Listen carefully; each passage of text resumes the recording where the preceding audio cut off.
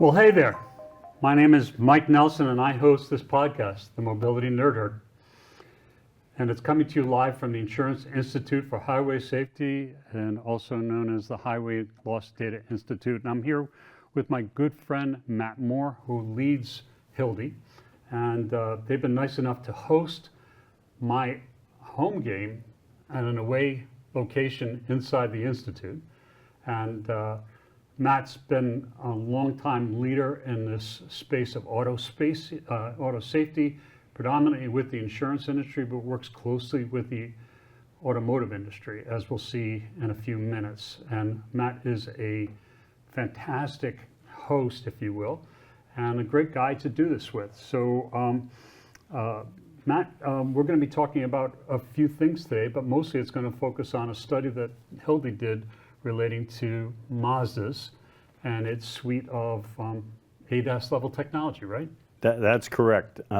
We've been at HLDI, we've been studying advanced driver assistance systems for almost 20 years, largely in partnership with auto manufacturers. And Mazda has been a very capable, very engaged partner over the years. In fact, some of the first studies that we did on ADAS were done in partnership with Mazda, and we were thrilled to get them to cooperate on this study, and we think there's some fantastic findings to help inform the insurance industry, the safety community, and also vehicle consumers. And for many of us that have been watching this space for a long time, what we assumed was going to happen was some of this technology was going to start to make a difference in safety and how cars performed and avoided accidents or maybe behaved during accidents.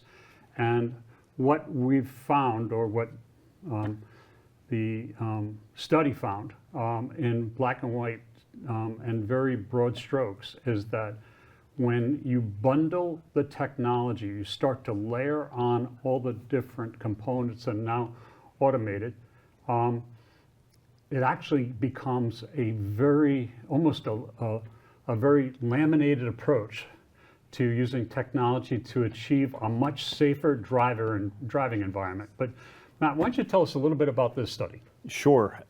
So as I mentioned, Mazda was a fantastic partner. They provided us with some a significant volume of data related to their vehicles, model years 2015 through 2023, data on all the technologies that could be fitted to their vehicles. So we took that data, we fused it with our insurance data, which our insurance data represents about 85% of all the vehicles insured for personal use in the US.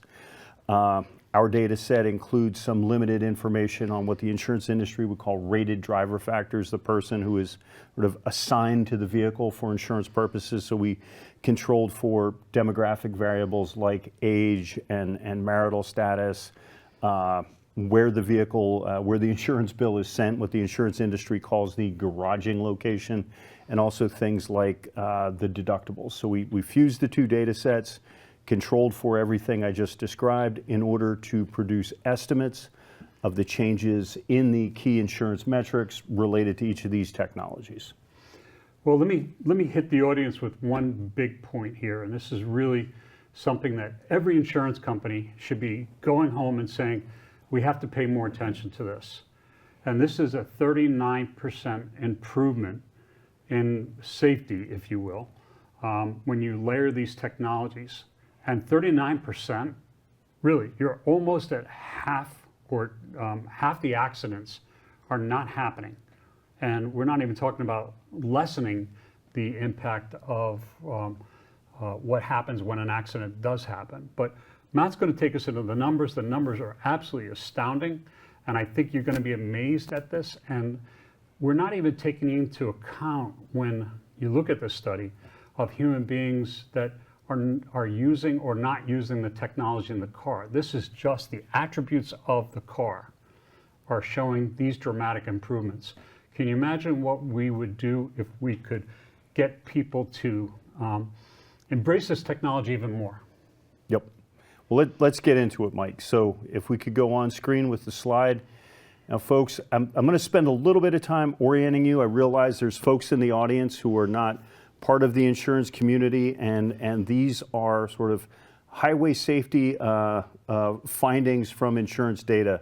So we need to do a little bit of an insurance data 101 before we get into the results. So each bar represents a change in claim frequency for a crash-related coverage type for a bundle of technology. Now let's just talk through the coverage types really quickly. So in almost every state in the US, there is a coverage type called collision. It pays for damage that you do to your own vehicle when you are at fault. So typical collision claim would be you back into something and you damage a quarter panel or a bumper. That's collision coverage. PDL stands for property damage liability. Property damage liability covers damage you do to other vehicles when you're at fault. So if you're driving your car, you rear end somebody, the damage you cause to their vehicle is covered by your property damage liability coverage. Your collision coverage takes care of the damage to your vehicle. The next three coverage types relate to injuries. BIL stands for bodily injury liability, and that coverage exists in states that have retained a typical fault or tort system. So bodily injury liability pays for injuries you cause to others outside of your vehicle. So that same scenario I just talked about, you rear end another vehicle, you injure the occupants of that vehicle, your bodily injury liability pays for the cost of the injuries to those folks. Your med pay coverage covers the cost or contributes towards the treatment of the costs for folks in your own vehicle. PIP stands for PIP, personal injury protection, is a coverage that's in force in states that have a what we call a no-fault system. So in a no-fault state, each person is required to have their own PIP coverage. Regardless of who's at fault, their PIP coverage takes over. So that's the quick 101 on insurance. Now, there's three major outcomes or metrics that we're going to be discussing throughout the presentation. There's claim frequencies, which is a measure of the number of claims that occur relative to the amount of insured vehicle years. Claim severity, that is the dollars associated with settling the claims that have occurred. So it's dollars divided by claims. And then we're going to talk about something called overall losses. And overall losses is claim dollars divided by the insurance exposure. So nobody showed up to hear about that, but maybe for those of you who aren't in the insurance community, you'll understand your insurance bill a little bit better. So let's dive into the results now. So starting from left and moving to right, each set of bars represents a bundle of technologies. And as we move left to right, the amount of ADAS functionality is building. And so starting on the far left, we have the bundle of front automatic emergency braking, in addition to forward collision warning. And Mike, you dropped the big number, that 39 number, which is the reduction associated with property damage liability, and that's the orange bar on the far right there. But when we start on the far left, the A package, we're looking at a frequency reduction in property damage liability of about 15%. And then as we move left to right, as you can see from this visualization, those benefits build and build until we get to the far right with the fully loaded vehicle, where we see we have that property damage liability frequency reduction of about 39%. The only sort of super technical statistical thing I will say is you'll notice each of these colored bars has an I bar on it. The I bar is the 95th percentile confidence interval. So if that I bar overlaps the zero line, we would say that that result is not statistically significant. There's not enough data there for the result to be conclusive. And the biggest numbers there, again, are to the right of the screen. Yep. And that orange bar is obviously statistically significant according to that I bar, right? That is statistically significant, correct. Wow, it is really, as you'll hear, it's going to be statistically significant to a lot of people. Yeah, it's a really big number. As you mentioned earlier, there's a lot baked into these results. We don't know whether or not people are actually using the technology.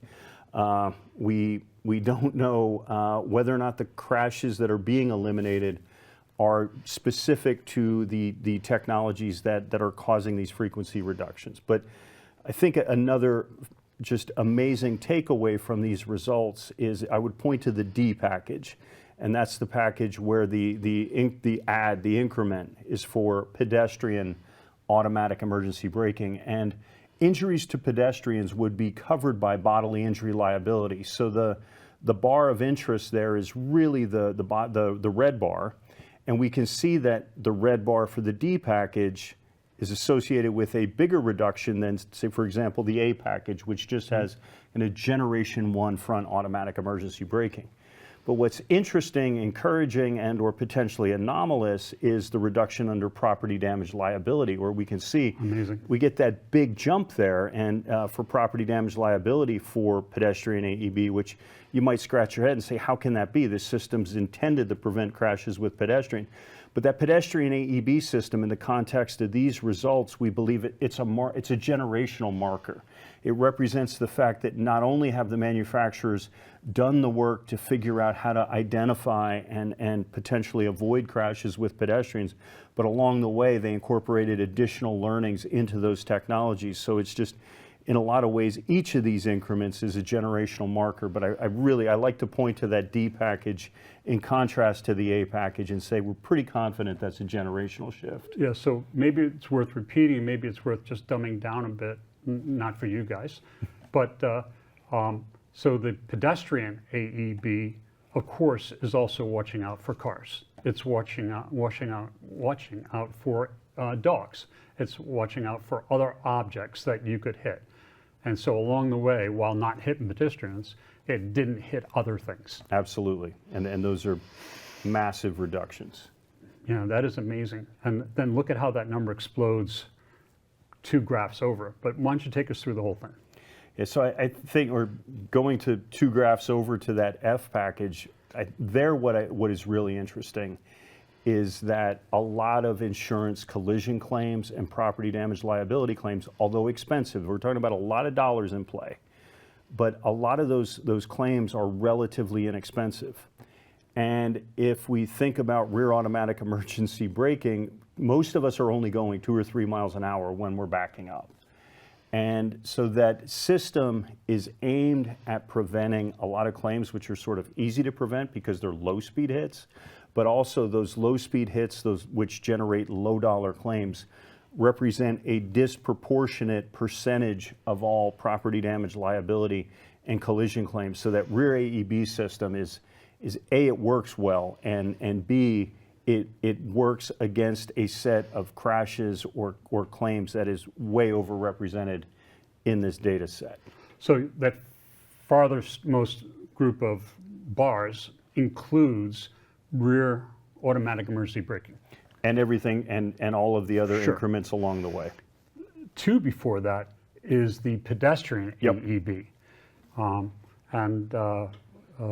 That's just astounding. And when you look at that orange bar, that really says almost everything about the real significance of the study, right? Yeah, so for under collision coverage, we're looking at about an 18% reduction in collision claims and a 39% reduction in property damage liability and 20% in bodily injury liability. Those are all big, big reductions. And you think about how many dollars that represents worldwide, but even just inside the United States, that's only about what's happening in frequency, how often these accidents happen. We're not talking about severity. And it's showing us that these accidents, in essence, aren't happening, right? They're not happening. They'll be eliminated. Yep. Wow. Well, so imagine if there's 40% less accidents, there's 40% less plaintiff attorney work, which I'm not sure I feel about that. So Mike, so these are the packages that we were able to assess in this study. There were some technologies that were either relatively new or relatively novel in the way they were deployed in Mazda's vehicle fleet, and we were able to get at some unique estimates related to those technologies. So let's just take a look at these really quickly. Blind spot detection with rear cross traffic alert.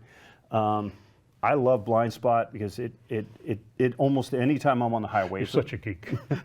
Yeah, it's always How many helping. people like blind spots? It's the detection piece. I don't like blind spots, but the detection piece is awesome.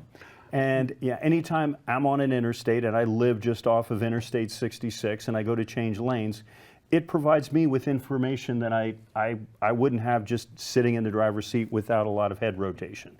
But on top of that, the rear cross traffic alert piece is fantastic. Anytime you go to back out of a parking spot, if someone is moving perpendicular to you, it gives you a heads up. And so those are not particularly injurious crashes, but there's a lot of them. Curve adaptive headlights. This is an excellent illustration. If you think about if we were actually able to measure, that technology should only confer a benefit on at nighttime on curvy unlit roads.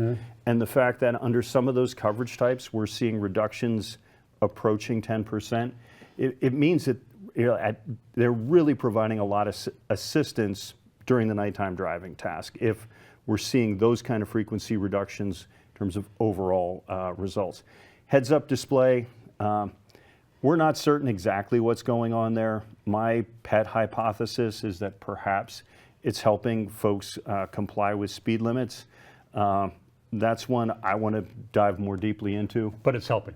It's clearly helping, yeah. Or it's collinear with other vehicle factors that we don't know, which is often a possibility, especially with something relatively new, but it's helping. Traffic sign recognition, I would not make anything of those results other than they're not statistically significant. They're on relatively new vehicles. We need more data before we can say anything with confidence about traffic sign recognition. But if you had to guess, the technology is not mature enough to actually do a great job with some sign recognition. There are noted limitations for these particular implementations of that technology, but I have to imagine that helping to coach a driver on there's a stop sign approaching. I think that would be safety positive, so we're anxious to see what these results look like once these vehicles mature and or the technology is more deeply deployed in Mazda's fleet.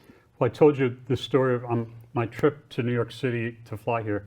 Yesterday I was in test full self-driving mode, and as I passed a speed limit sign that said 65 and a state police officer sitting right beside the sign, it's in full self-driving, and the car is doing 73 miles an hour. And I thought, why did the car go down? And it turns out, as I did some research, that some of this technology is not recognizing speed limit signs. And so obviously that will start to make a difference too as we start to get better at it. Years ago, we had a demo vehicle. It was a production vehicle, but it had technologies not currently available in the US. And one of the things was traffic sign recognition. And it was tied to the adaptive cruise control system. And I was this was in the summertime, I was on a surface street. I had the cruise control set to the speed limit, and I was rolling along, and all of a sudden it went from 45 to 25. And what had happened was it had driven past, the vehicle had gone past a school zone, and it just dropped anchor on me. And thankfully nobody was tailing me, but so it was able to recognize the sign, but unable to sort of contextualize the fact that it was a school zone, the markers weren't on, and it was the middle of summer. Yeah. Yeah. Well, that's an important thing to keep your mind on as you're driving around and hoping that the technology does a better job than you, and that's maybe a fool's errand. Matt, it's been 8 years of data in this study, right? Yep. But you've looked at this issue or these issues before, so it's not like this is the first time you've ever done this. So maybe take me through a little bit and take us all through a little bit of what you've been doing in this space for years. So from a HLDI perspective, we've been studying ADAS for 15 or 20 years, depending on how you count and what you're counting. One of the first studies we released was on the Mercedes Distronic system, which was the combination of adaptive cruise control and forward collision warning, which was associated with about a 5% reduction from a claim frequency perspective, and a pretty big increase in collision claim severity, as there was a radar unit mounted vulnerable position. The next study we followed on with was a look at Volvo's city safety system, which at the time that was novel because it was using a laser-based sensor mounted inside the occupant compartment, so it didn't carry with it the same penalties as radar-based systems with the radars mounted in the grille. And then from there, a lot of other manufacturers just volunteered to step up, to share data with us, to help us understand how these features were working. And then So we began accumulating more knowledge about these features, but at the same time, not long after we released the first results that said that front forward collision warning was good and front AEB was even better, my colleagues on the IIHS side of the house began developing a test protocol for front AEB and then testing that technology. And then my colleagues sort of on the behavioral side on the IIHS began doing parallel studies to the HLDI studies and also deeper dives on issues like advanced lighting systems. And one of the things we learned was a lot of people don't use their high beams. And so automatic high beams were providing functionality because folks weren't using their high beams enough. We also did some studies looking at how frequently these technologies were activated or deactivated. And a key learning from that was that front automatic emergency braking, folks had that turned on about 90% of the time. By contrast, lane departure warning systems were turned off about half the time.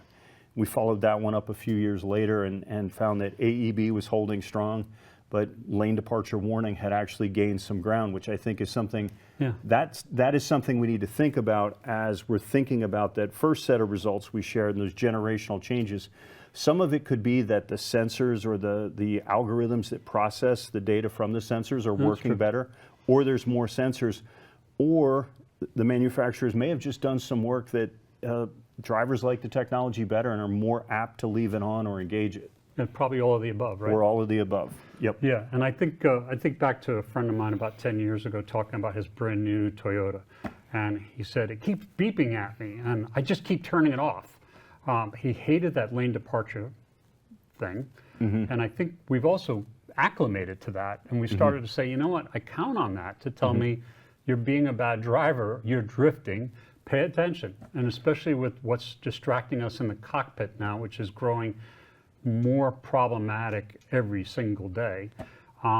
We need these kind of devices to save us from higher insurance rates. And while we're at it, this concept of focusing on claim frequency while it's claimed is really an actuary or an underwriter impact as opposed to what's going on inside the claim department, right? So yeah, exactly. So that's a good way to think about it. Frequency is, kind of sort of an actuarial thing, whereas claim severity is something that folks in claims and actuarial tend to focus on. And before we deep dive this slide that we're about to share, we'll just harken back to my comments about the Distronic study and the fact that the very first study showed we had about a $2,000 problem from a collision claim severity perspective. And in here, as we look at this slide and we're looking at severities for each of these technology bundles, consistent with the notion that adding additional ADAS functionality typically requires the addition of sensors.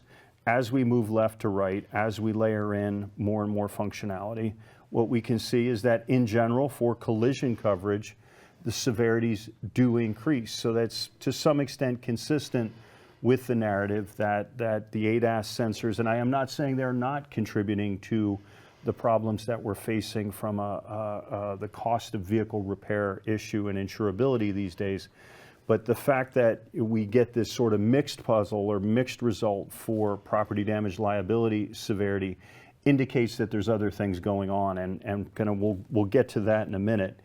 If I can just stop. Sure, let me back up. Let's just keep talking about claim severity. So I think the next one was claim severity as well. Excuse me. I've heard many claims people talking about how claims severity is going up, and it's all this equipment in the cars, and it's the sensors, and it's the electrification of some cars, and obviously all of this technology. Airbags go off, it's not one, it's 20. And so they're understandably responsible for trying to manage severity, not lower it, but manage it. At the same point, these numbers show that technology may be costing more for insurance companies to cover, but that can be dealt with RAID. But from a standpoint of safety, accidents aren't happening. The frequency results clearly show that we are eliminating a lot of crashes, a lot of claims. That's an interesting philosophical discussion, right? Yeah, and I think a very important part to make is part of this national discussion around claim costs, insurance costs, the cost of technology, is that there's a lot of stuff on vehicles which has absolutely, positively nothing to do with safety. But they also require electronics and sensors, and as someone who his job is to pursue the advancement of highway safety, it's frustrating that many of these other things get swept up into the discussion about ADAS. Like, for example, on one of my vehicles, I have blind spot detection with rear cross traffic alert, and the sensors and the indicators are built into the side view mirrors. But those side view mirrors also have they have defrosters built in them, which I love. But if I were to damage one of these mirrors, it's going to cost. And then those mirrors have puddle lights built into them. My wife really likes those, and we're going to have to, every vehicle going forward. Come on, you like them too. They're kind of cool. They don't have the logos in them like some other vehicles have. But, not a piece of safety technology. And then the side except for those stepping in puddles with brand new shoes. Exactly. Maybe it eliminates some slip and fall injuries. And also turn signal indicators integrated into that side view mirror, which I think look great. Yeah. I think they improve sort of the conspicuity of the signal. And so, maybe that's a little bit aesthetics and a little bit of safety, but, it's an excellent illustration that the things on a vehicle these days are a mixed bag of safety and comforts and convenience and aesthetics. It's not all the safety tech. Yeah, we were talking earlier that just even like the electric door opening mechanisms in cars. Now almost everything opens electronically. Yeah. That's not a safety feature. No. But it's a very expensive proposition. Yeah, for reasons unclear to me, I still own I have a minivan in my family's fleet of vehicles, and the sliding doors have radar or motion sensors under the rocker panels, and so if you want to open the door, you just walk up and wave your foot, and the door opens. Which it's cool, it's neat, but it's going to cost if it breaks. Yeah. Yeah, that's a great point. Well, should we talk about overall losses? Yeah. So folks, just a reminder, if you're not part of the insurance community, overall losses is a look at the total amount of dollars spent on claims relative to the total number of vehicles insured. And that's the metric we're looking at here. In short, overall losses is a metric that combines both claim frequency and claim severity. And what we're seeing here is, let's just talk about property damage liability. It starts good and the story just keeps getting better as we layer in more and more technology. So by the time we get to the loaded vehicles, the F package with everything and rear automatic emergency braking, we're looking at a 38% reduction in overall losses for property damage liability. And then for collision coverage for those first three packages, those results aren't really statistically significant, so it's a push. It's even money. But once we get to the pedestrian AEB as that sort of generational marker, there we're looking at about a 12% reduction, and that holds as we move across through all the packages. So these technologies are delivering big time from a safety perspective. And as you mentioned earlier, that bar that runs through the middle of those orange bars show that it's statistically significant. So in a big way. In a big way. Yep, exactly. And just so nobody's confused, we're not talking about pedestrian losses going down. That's just the pedestrian AEB that has the additional benefit of avoiding accidents, I would hope. So why don't you continue? Sure. So there is this persistent issue about the interplay or interaction of the sensors and claim severities. And one of the great things about this study was because we had data on so many vehicles for so much time, we were able to do basically 3 separate measurements of claim frequency for each of these bundles. And what we did was broke the claim size distribution for each of the time periods in the study and we broke it up into three separate bins. So the first bin was kind of very low dollars up to the 50th percentile amount. And then the mid bin was from the 50th to the 90th percentile claim amount. And then everything over the 90th percentile. So really high severity, high dollar crashes. And after we categorized each claim as a low, mid, or high severity claim, we modeled the claim frequencies within each of those bins, just like we did for the measures of frequency, primary measures of frequency for the bundles.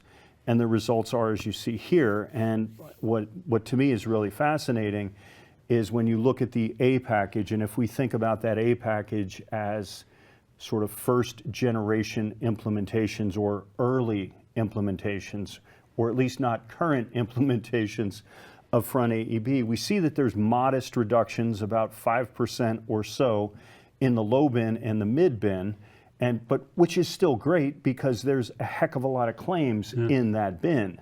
But then what's happening if you think about, and this is a study of Mazda, but we've socialized this notion of that Mercedes study. So it eliminated a lot of crashes, but the crashes it didn't eliminate, the cost skyrocketed because there was this $2,000 radar unit in it. And this is sort of what this data is signaling here, is that we're eliminating a lot of some low dollar crashes, some mid dollar crashes, but we're increasing the volume of high dollar crashes with that A package. And those higher dollar crashes are relatively rare, at least in the full context of the full body of claims data. And the pattern holds a bit, and there's some wiggle in those first three packages, but then once we get to pedestrian AEB, we get these much deeper reductions in the first two bins. And that mid bin, that's a reduction of 22%. And then for the first time, we get a reduction in the high bin, or at least, given the size of those confidence intervals, I would say that, that's just, it's a push, it's a zero finding. But that zero finding persists across the data set. So it's saying we hit a point in terms of the packaging of the technology or the generations of the technology where we really eliminate that severity penalty. And we see this same pattern of results, just more pronounced and more clean when we look at property damage liability. So big takeaway here, I think, is if I had to soundbite this, the biggest benefits are coming from eliminating the lower dollar claims.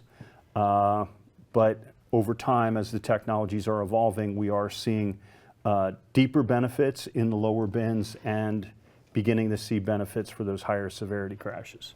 I want to clarify something for the audience. Matt's used the term ADAS, and I think almost everybody on the other side of this lens knows ADAS is also called level 2, but it's assisted driving. The public will confuse all of that kind of technology as autonomous, and we're not talking about that. We're talking about these features that are assisting drivers. What's interesting about these right three is you're adding the driver attention alert in the second to the last one. Mm-hmm. And some people would call that a driver management system. And some of that is your hands on the wheel, get your hands back on the wheel, or your gaze is not down the road, it's down at your phone, out the window, but it's those kinds of things. And so we're even seeing the driver attention part of this starting to pay off, right? Yeah, and that's a good thing. Is I think some of our more vexing highway safety and insurance problems are related to driver misbehavior, and being able to remind the driver that there's a need for them to pay attention, to keep their eyes on the road, and that includes whether any of these systems are engaged, whether you might be driving with some type of either adaptive cruise control or a partial driving automation system that provides a higher level of support. Regardless of what technology you have in the vehicle, eyes on the road, straight ahead, hands on the wheel, it's safety positive. Well, fantastic. And the ADAS part of this is something that's been very controversial because the car is doing most of these functions without the human being doing much.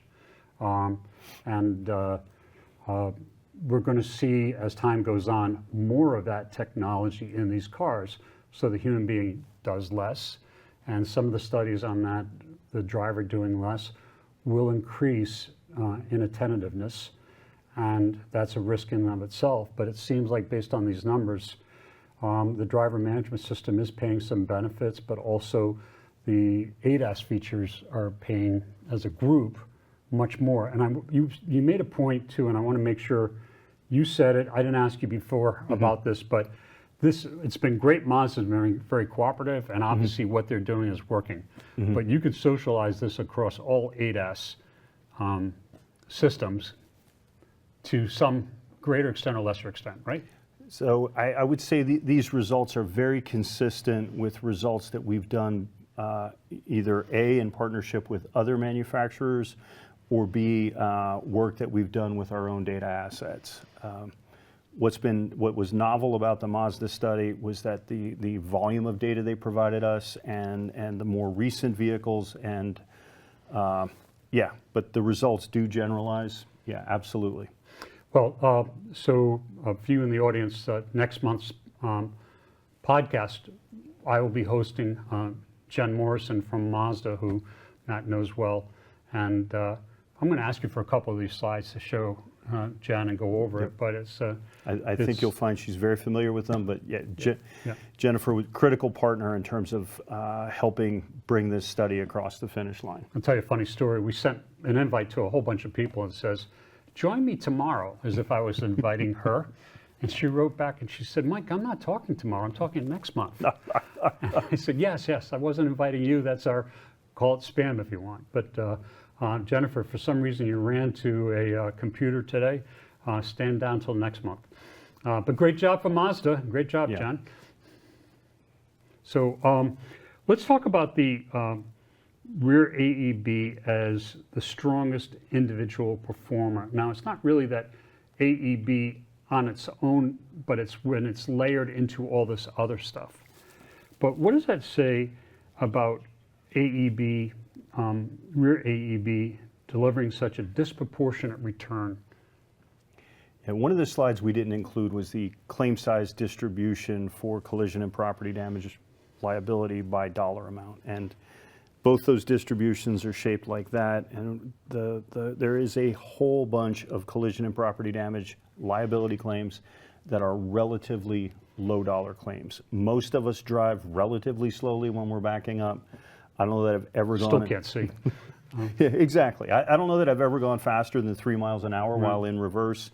And so the challenge of firing the brakes at such low speeds, it's not a huge challenge, and the vehicle's got a fair amount of time to make decisions, and so it's incredibly effective, and it's effective against a population of claims that is overrepresented in the data. So I think what we're seeing here is two things simultaneously. Number one, it's very effective, but number two, it's effective against a population of claims that's way overrepresented in insurance data.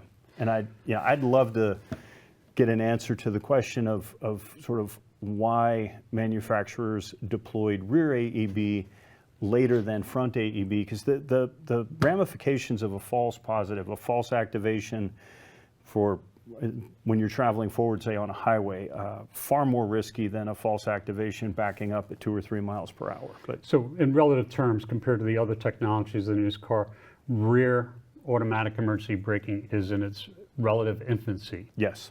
Yes. And you can see what it does to the equation. And I think about half of the accidents I've had, many.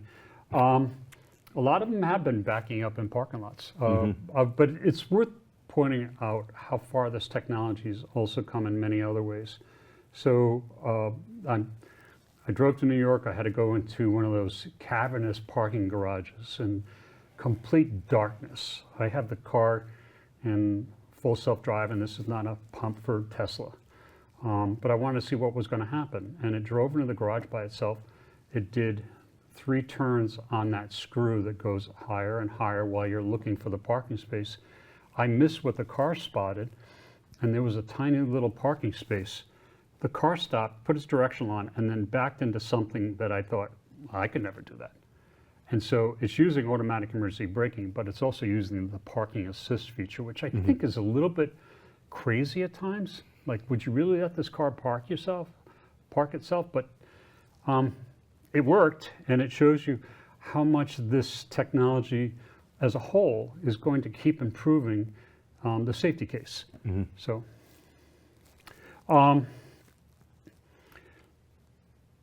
the study shows claim frequency going down and claim severity going up, and insurance carriers are seeing fewer crashes but more expensive ones.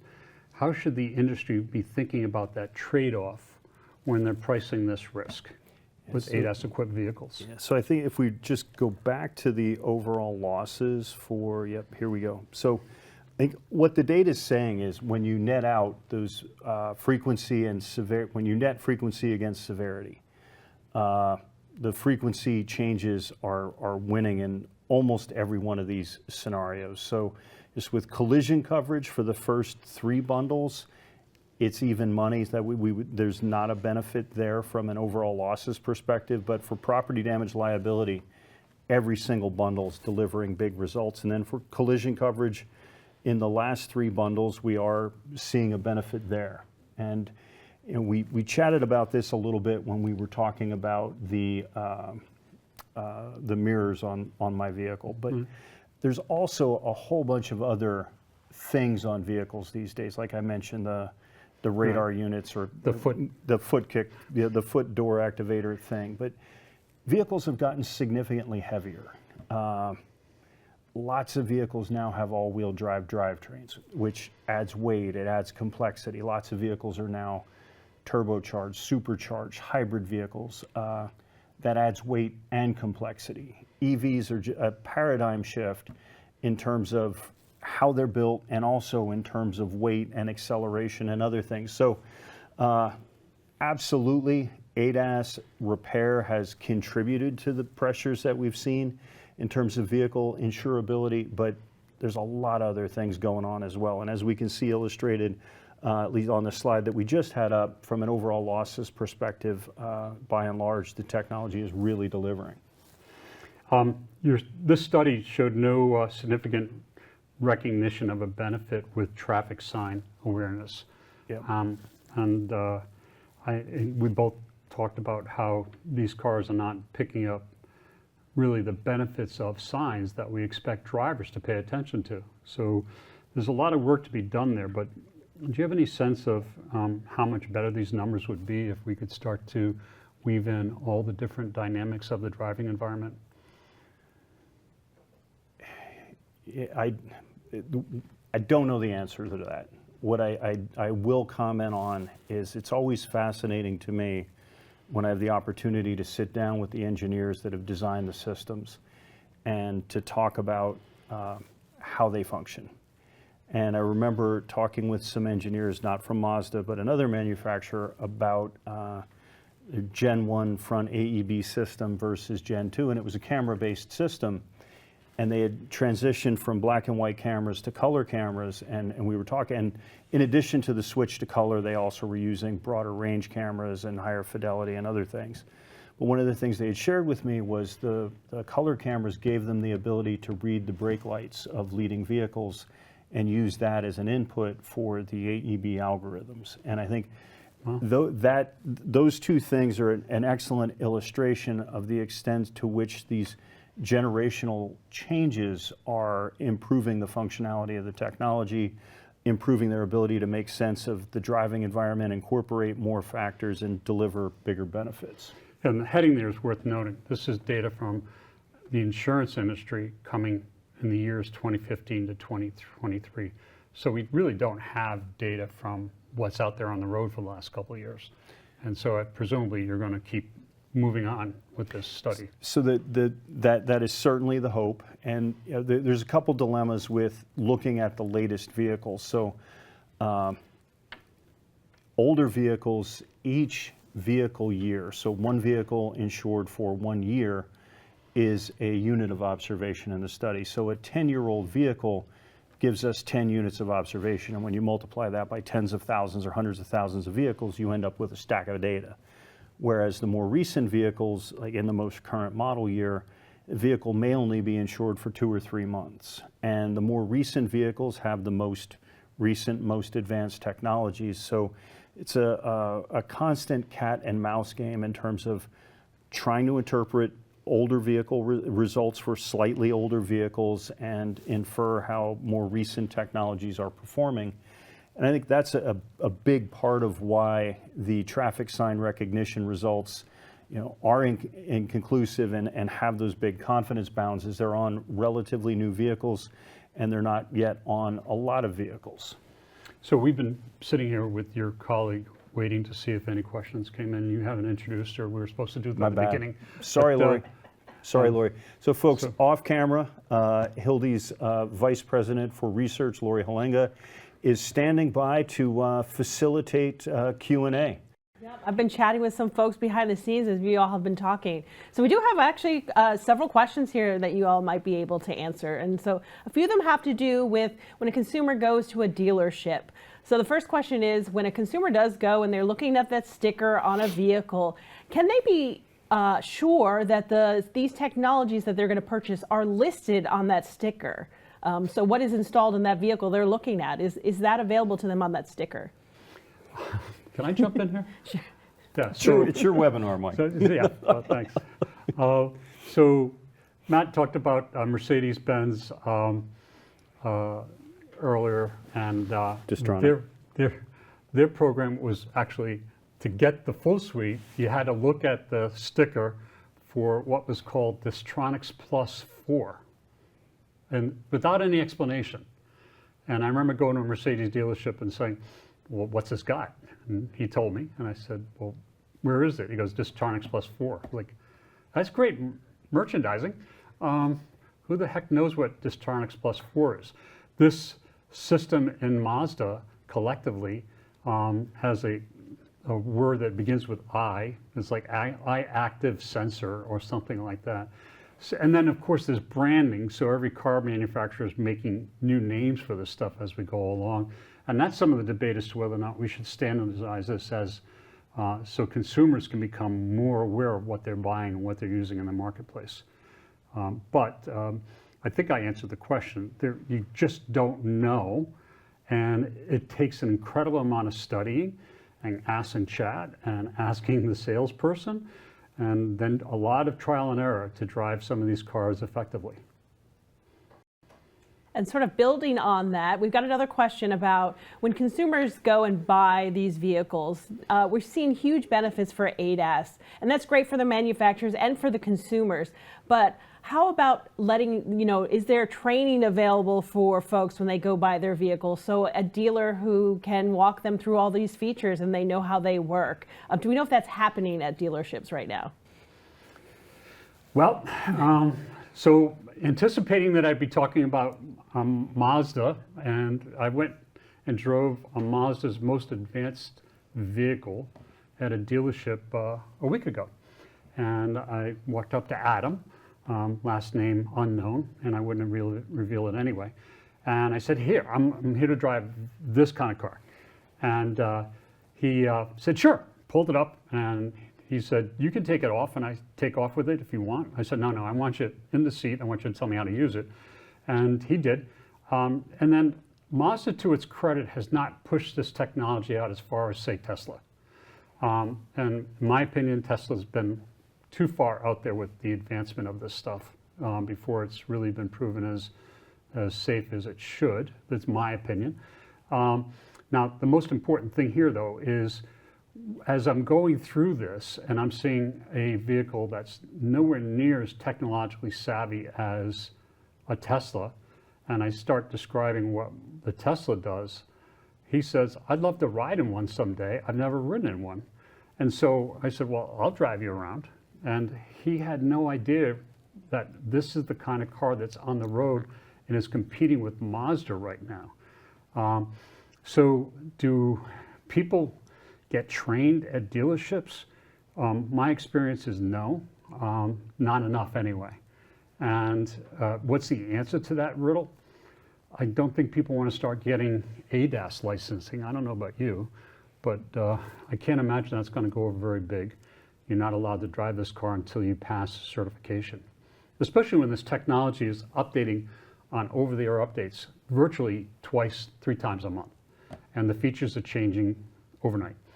So I think that's a really tall order for society to deal with. Who's going to be driving these cars and how they're going to operate it safely? All right, we've got one more question from our audience that I'll address to you all. So auto sales have slowed a bit and manufacturers are facing tariffs. Are we seeing any changes in the introduction of ADAS as the sales have gone down? Any change in that? Are we still seeing the adoption of this ADAS still increasing over time? My view on this, absolutely. We are still seeing this technology out there. Some because this has been in the works in the United States. It takes about 4.5 years to bring a car to market. So the stuff that's been in models now have been baked in, and some of this technology is in previous years. So some of this technology is 7, 8 years old. But the important thing to keep in mind is who's competing with who. So I like to frame the conversation this way. Tesla is ahead of, if you consider it doing more tricks, Tesla's ahead of all the other US car manufacturers by a large spacing. But Tesla's not chasing the US manufacturers, they're chasing the Chinese manufacturers who have equally sophisticated technology being produced at a much cheaper price. And the Chinese manufacturers are turning their models over in 2.5 years. So what they're doing now was invented only 2 years ago. And so while we may not see Chinese cars here in the US, they're becoming very prevalent in places like the United Kingdom, and now Canada's bringing in 5 models. So Tesla's competing with China on a world stage. So they have to keep pushing their technology out. On top of that, as this technology blossoms, these manufacturers are getting a lot of data from the driving experience to use it to build large language models on how to make these cars run better. So nobody can stop. Everybody has to keep going. So it is a race to figure out how to get ahead of this technological curve. I want to leave a little bit of time to talk about the IIHS 30 by 30 vision. And so this is a really important initiative.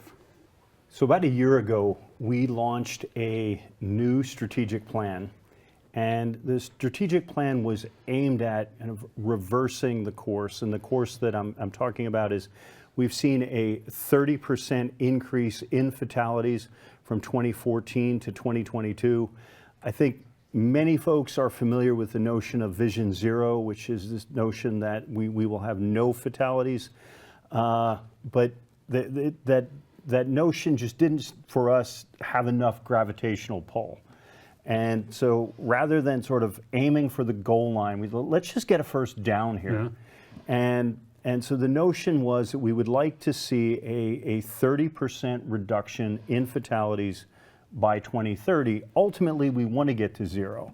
But let's set an achievable interim goal that can be a call to action. And we're making progress. It's generating a lot of enthusiasm. Others are signing on to it, both from there are states that are signing on to this. There's some manufacturers that have really bought into it, and it has 3 key pillars, and one of them is reducing risky driving behavior. And I think as we'll have to talk again later about driver monitoring and the way driver monitoring may play into solving some risky driving behavior problems.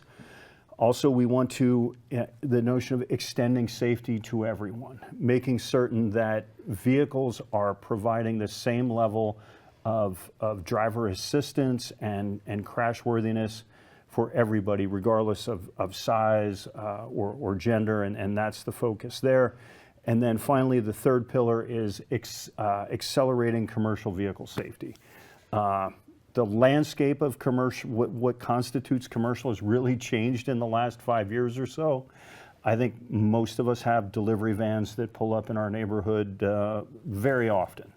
And so we're focusing on those vehicles. We're also thinking about vehicles that are being used for ride sharing and things like that. But it's a holistic approach with some short-term goals in order to produce call to action that's going to get us some results. So With the trend line looking like we're going to hit 30 by 30? the It's curve, not your goal. progress has been made. The most recent fatality data say that Yeah. progress is being made. Some of that was inertia. Some of that we were banking on some of these technologies and their propagation, doing like pedestrian detection. A huge portion of why we've seen this explosion in fatalities has been pedestrian fatalities. And we believe that the propagation of some of the technologies we were talking about today were going to have a positive effect. So one of the things that happens after every one of these podcasts is I get lots of LinkedIns and emails saying, you didn't ask my question, you didn't answer my question, what about this? And so I unfortunately, I can't take everybody's question, and we can't take everybody's question. And some of those questions are just peculiar to you, not peculiar, strange. But for the first 5 people that sign up, I'm willing to give you a half an hour discussion completely free. Just scan the QR code and schedule some time to talk with Mike. And I'd be happy to share with you my views on some of this. And if there's anything that's more appropriately directed at IIHS and HLDI, I'd be happy to direct those questions over to Matt and his colleagues, who are always looking for an opportunity to talk about the work they're doing. But this event wouldn't be thorough enough if I didn't explain what we're also doing at Nelson Law. We've started the Institute for Mobility Education, and this is a different QR code. And what we found, and I'll just share this one story and then we'll call it a day. Last week I was speaking to 300 insurance industry professionals, and I said, how many people here, now they were answering questions when I'm asking them, how many people here have heard the term ADAS or ADAS? And not a hand in the room went up. I said, how about level 2? Has anybody ever heard the term level 2? And we're so close to this, we think, well, everybody uses that. I can tell you, Joe the barber's probably not using level 2. So the Institute for Mobility Education is a forum where we will train people on how to understand what data is in a car. We're not talking about black box data. We're talking about the data that's streaming through the car and that car manufacturers are using to understand how an accident happened. And with that, because with automation, you really can't see what happened in an accident. You can see a crash, but you can't understand what was going on inside the car's mind, inside the human being's mind, how they are interacting together. So police officers and insurance adjusters and plaintiff and defense lawyers and regulators need to have a very granular understanding of how to understand what data is there, and because it's changing all the time, how to look at it and how to get it. So we started the Institute for Mobility Education and encourage anybody who wants to get a deeper thought on this to sign up. Or if that's one of the questions you want to ask me, I'm happy to talk about what this program's about.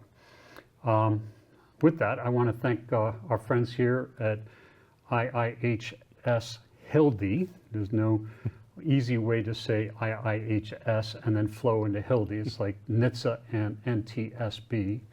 You have to spell one out, not the other. But thank you very much for your time. Love doing this. It was a blast, Mike. Thanks much. As always, it's a pleasure to be here. We got to see a crash test earlier. An Audi got smashed into smithereens, all for the good of the public. And thank you very much for the thoughtful preparation and attention by your staff. Thanks for having me. It was a pleasure, Mike. Take care.